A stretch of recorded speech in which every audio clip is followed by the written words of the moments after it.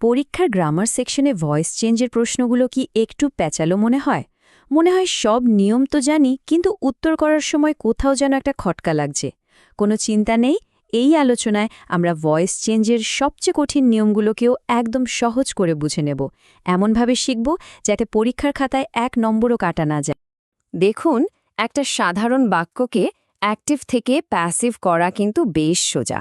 কিন্তু যেই একটা প্রশ্ন সামনে আসে তখনই ব্যাপারটা একটু কঠিন মনে হতে শুরু করে, তাই না?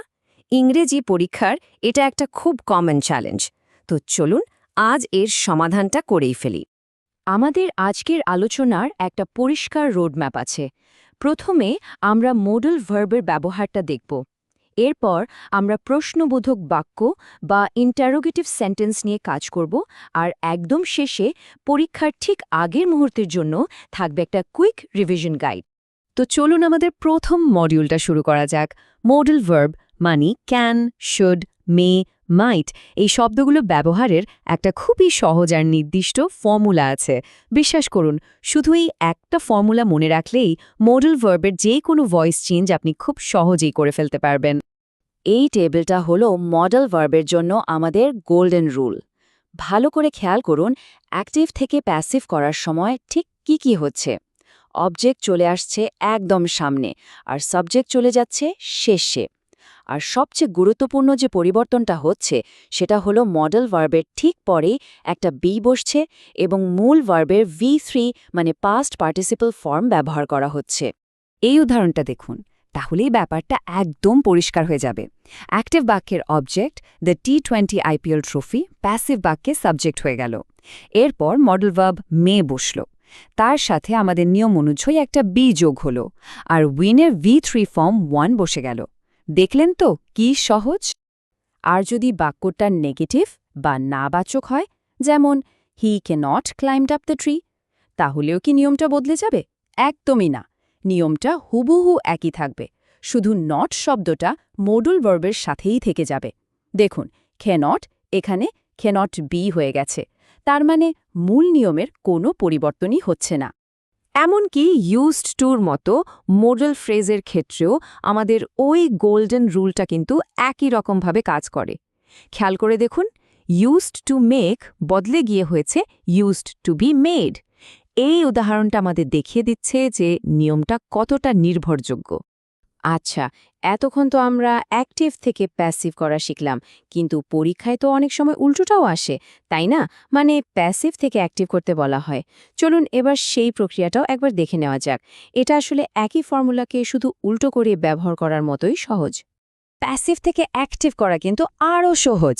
সবার আগে বাক্যের শেষে বাইয়ের পরে যে আছে তাকে খুঁজে বের করুন।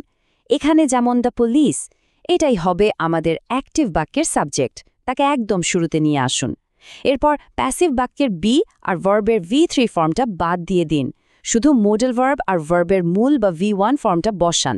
ব্যাস, শুড বি ইনভেস্টিগেটেড হয়ে গেল শুড ইনভেস্টিগেট। এবার আমরা আমাদের দ্বিতীয় চ্যালেঞ্জে চলে এসেছি, ইন্টারোগেটিভ সেন্টেন্স বা প্রশ্নবোধক বাক্যের ভয়েস চেঞ্জ। পরীক্ষায় কিন্তু অনেকেই এই জায়গাটায় ভুল করে বসেন, তাই ভালো নম্বর তোলার জন্য এটা মন দিয়ে বোঝা খুব জরুরি।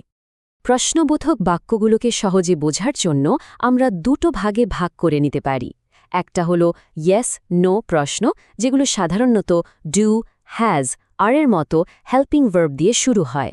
আর অন্যটা হলো WH কোয়েশ্চেনস, যেগুলো হু, ওয়াই, হাউ এর মতো প্রশ্নবোধক শব্দ দিয়ে শুরু হয়। এইখানে সবচেয়ে জরুরি নিয়মটা হলো, অ্যাক্টিভ প্রশ্নটা যেমন একটা হেল্পিং ভার্ব দিয়ে শুরু হয়েছে, প্যাসিভ প্রশ্নটাও একটা হেল্পিং ভার্ব দিয়েই শুরু হতে হবে। অ্যাক্টিভ বাক্যে আছে ডু, যেটা প্রেজেন্ট টেন্স বোঝাচ্ছে, তাই প্যাসিভ বাক্যেও প্রেজেন্ট টেন্সের হেল্পিং ভার্ব লাগবে, মানে অ্যাম, ইজ বা আর। যেহেতু নতুন সাবজেক্ট হলো দ্য প্রবলেম, তাই তার জন্য ইজ বসেছে। পাস্ট টেন্সের ক্ষেত্রেও কিন্তু গল্পটা একদম একই। অ্যাক্টিভ প্রশ্নটা ডিড দিয়ে শুরু হয়েছে, যেটা পাস্ট টেন্স, তাই প্যাসিভ প্রশ্নটাও পাস্ট টেন্সের হেল্পিং ভার্ব, মানে ওয়াজ বা ওয়্যার দিয়ে শুরু করতে হবে। এখানে নতুন সাবজেক্ট আলাই, সিঙ্গুলার, তাই ওয়াজ ব্যবহার করা হয়েছে। ব্যাপারটা খুবই যুক্তিসঙ্গত, তাই না? WH কোয়েশ্চেন্সের নিয়মটাও প্রায় একই রকম, কিন্তু এখানে একটা বড় সড় ব্যতিক্রম আছে, আর পরীক্ষাতে কিন্তু এই ব্যতিক্রমটাই সবচেয়ে বেশি আসে। চলুন দেখা যাক সেটা কি।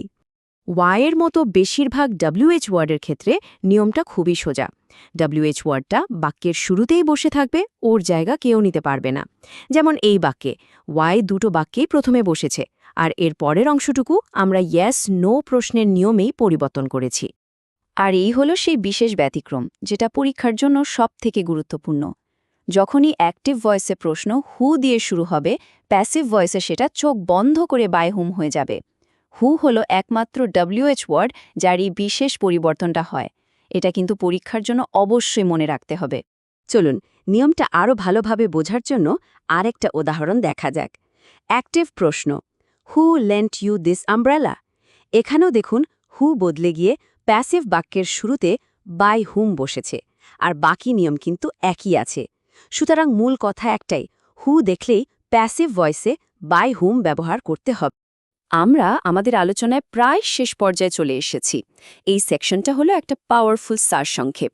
পরীক্ষার ঠিক আগের মুহূর্তে চট করে একবার চোখ বুলিয়ে নেওয়ার জন্য এর চেয়ে ভালো আর কিছু হতে পারে না। এই একটা স্লাইডেই কিন্তু আজকের পুরো আলোচনার নির্যাসটা রয়েছে। মডেল ভার্বের নিয়ম, ইয়েস নো প্রশ্ন, সাধারণ WH প্রশ্ন এবং হুয়ের সেই বিশেষ নিয়মটা, সবকিছুর উদাহরণ সহ এটা একটা কমপ্লিট চিট শিট। পরীক্ষার আগে শুধু এই টেবিলটা একবার দেখে নিলে আত্মবিশ্বাস অনেক বেড়ে যাবে। আজ আমরা মডেল ভার্ব এবং ইন্টারোগেটিভ সেন্টেন্সের ভয়েস চেঞ্জ করা শিখে নিলাম। আশা করি এই নিয়মগুলো পরীক্ষার প্রস্তুতিতে অনেক সাহায্য করবে। এরপর গ্রামারের কোন টপিকটা আপনাদের কাছে সবচেয়ে কঠিন মনে হয় আমাদের জানাতে পারেন, আমরা চেষ্টা করব সেটাকেও ঠিক এভাবেই সহজ করে তুলে ধরতে।